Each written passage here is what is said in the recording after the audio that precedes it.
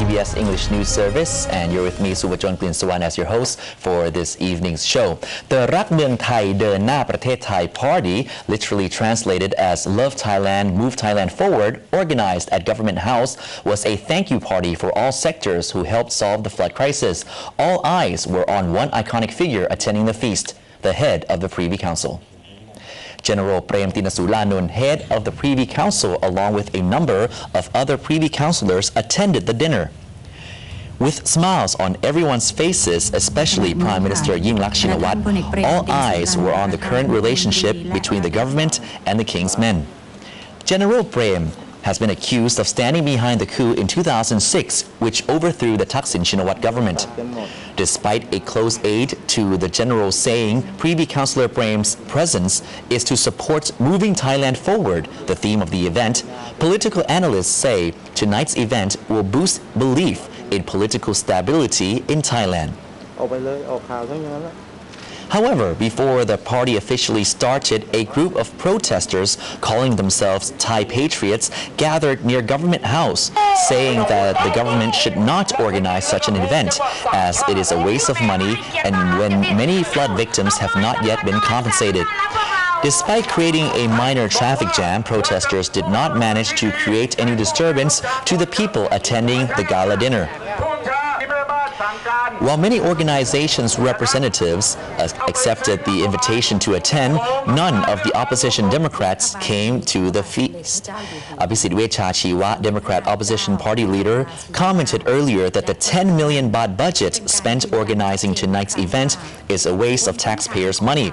He suggested that the government would do better using the money to help flood victims rather than hurting victims' feelings by throwing a post-flood thank you party. However, Niwat Thamrong Bunsong Paisan, a minister attached to the PM's office, says the government did not officially invite the Democrats and that this party will cost less than 10 million baht. The U.S. Embassy in Bangkok has denied claims made by a Pheu Thai MP and Red Shirt leader, citing U.S. intelligence that some of the military top brass are plotting a coup d'etat.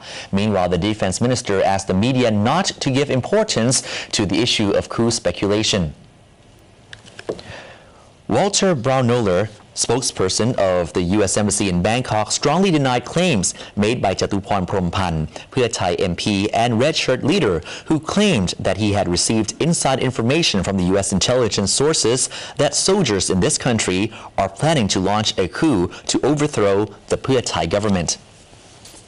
Defense Minister Air Chief Marshal Sukampol Swanatat rejected Jatuporn's claim that the military is planning another takeover, asking the media why U.S. intelligence would inform Jatuporn and not himself if there is speculation about a coup d'etat. Air Chief Marshal Sukampol said he was not certain the coup rumor would have any effect on Prime Minister Yingluck Shinawatra. However, he did ask the media not to give importance to the issue raised by Jatuporn. A determined Jatuporn Prompan says his red shirt-clad movement will still gather at Khao Yai in Nakhon Ratchasima province on February 25th to throw their solidarity in not accepting military dictatorship.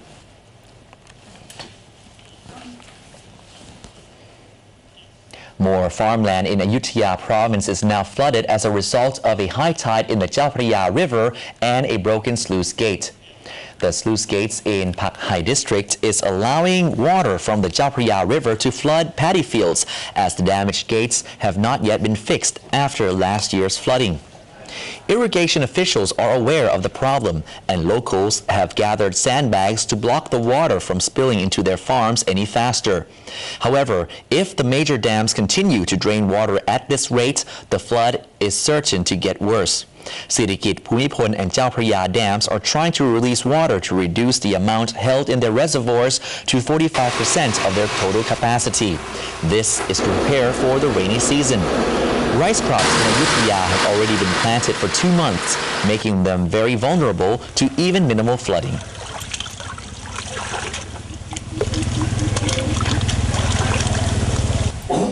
next week, the Prime Minister and members of the Strategic Water Resources Management Committee, or what Thais would call GYNO, will visit flood-prone areas looking for land, especially vacant land, to be used as natural water basins. Now, before the Prime Minister's tour, Kundarin Klong Akara and Associate Professor Seri Suparatit asked locals in Saraburi Province how they would feel if their lands were to receive water to prevent flooding in other areas. Here's more.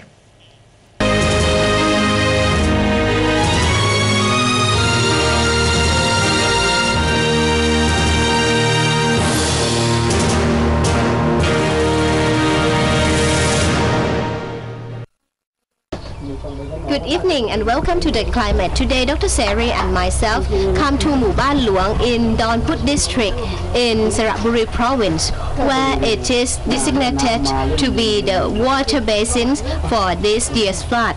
So, Dr. Seri, why we decide this area to be the water basins for the country? Yeah, because this area we see from the physical image. You see that this low elevation area. Yes. That means it is every year is flooded. Every year. So that means this place should be designed for the retention basins. However, this is only one of the basins. It can handle the water is about 250 million cubic meter. Yeah. That is very small. Compared to the whole volume is 10,000 million cubic meter. You see, very small. But however, we have to accumulate as much as possible. Right. So how many areas that we need for this year to retain all the water that's come here? In the lower Chapaya river basins, we need, as the Prime Minister Yingluck already announced, 2 million, right? So I think now we can find at least about now 1 million lines only now, but still not enough. Even if 2 million lines can find, still not enough, because the big amount of the flood volume, as I showed you, really big. That means that there should still have some flooded area in lower Chapaya River, but it's been mitigate the problem downstream for the Bangkok and metropolitan area. And how about this Muban? It should be flooded as high as last year or not? Oh no, we have to control. Last year it was accidental. To the flood come with 4 meter height about this one. Yes. So now we have to control that at least the people can use their normal life. So we keep it in 2 meter only from the rice fields. Oh, but last year the farmers say it's 4 meters high. Yes, it's very high. Yes. So the situation last year will not happen this year. We have to control. The government plans to assign 13 areas to become water reservoirs when the flood hits this year. So it would be wise to know if any of this area is near your house or not. Thank you, Kundarin. One factor affecting Thai exports is, of course, the economic crisis in Europe. Eurozone debt crisis doesn't seem to end easily, with Greek government coming up with another version of austerity plan as Europe demands more cut. Dr. Runtip Chodamhalai talked to Kun Gopsin Silapachai, head of the Capital Markets Research of Kasikan Bank. Where we are now is, of course, the Troika is trying to impose various austerity measures, which seems very difficult for the people who are going to enact these austerity measures. It's going to be very difficult for them. You'll notice that one of the conditions is that the minimum wage increase has to be reduced by 20%. Then in the case of Thailand, we also export to Europe, but maybe just about 10%. How would you see the effect coming right after the Eurozone crisis, or maybe from now on? What exacerbated the slowdown in the economy was that the banking system was not working because there was a crisis of confidence. After Lehman's collapse, Citibank was looking at Merrill, are you going to be the next Lehman? Merrill looked at Bank of America, are you going to be the next Lehman? So nobody wanted to lend to one another. So that is the one reason why the banking system started to freeze up. There was a liquidity crisis, there was not enough dollars in the world. So Just imagine if a Thai exporter was sending something to the U.S.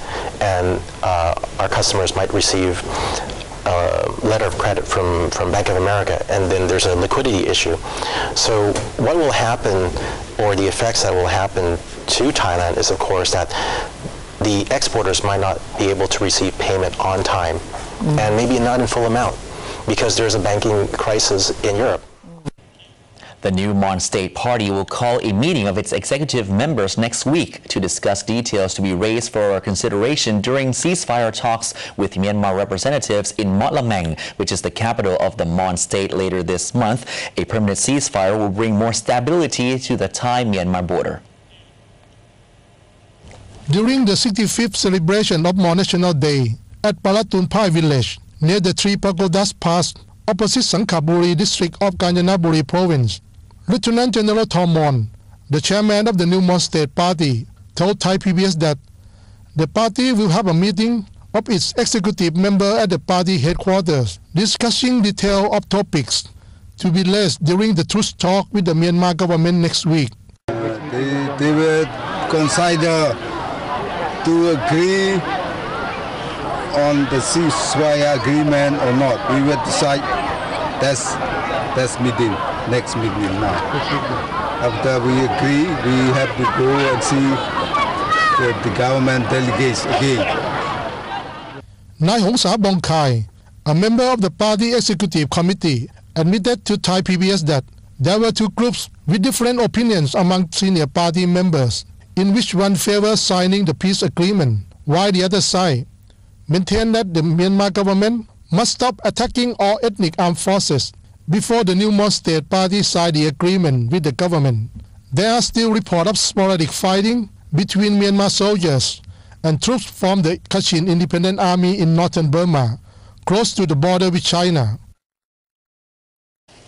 Thank you, Kun Som Suk. Until today, hundreds of thousands of Myanmar ethnic people still take refuge on Thai soil along the common border between Thailand and Myanmar. And we end tonight's edition with a sporting event where the average age of participants is around 4. This is the Institute of Physical Education's 7th kindergarten's game in in Ang Thong province. After months of preparation and practice, the students of kindergarten classes across Ang Thong province showed their parents and teachers how the younger generation of Thais can really work as a team. However, the number of schools and students participating in this year's event was down by half, as many schools in Ang Thong, a province in central Thailand, are still recovering from the 2011 floods. But the sadness of the past wasn't to be found on any of the faces of the students, especially the mini cheerleaders. Of course, not everyone was in a good mood, like this little one here.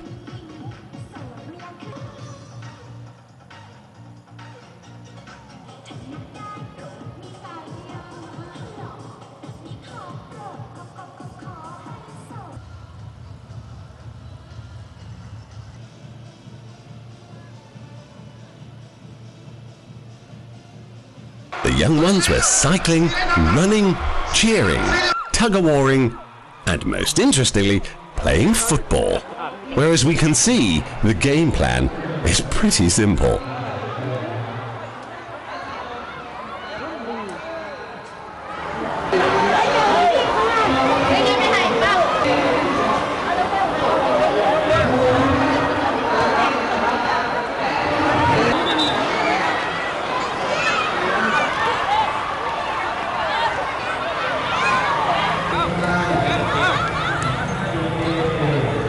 With all the fun and games, we are happy to report that no children or animals were harmed during the event.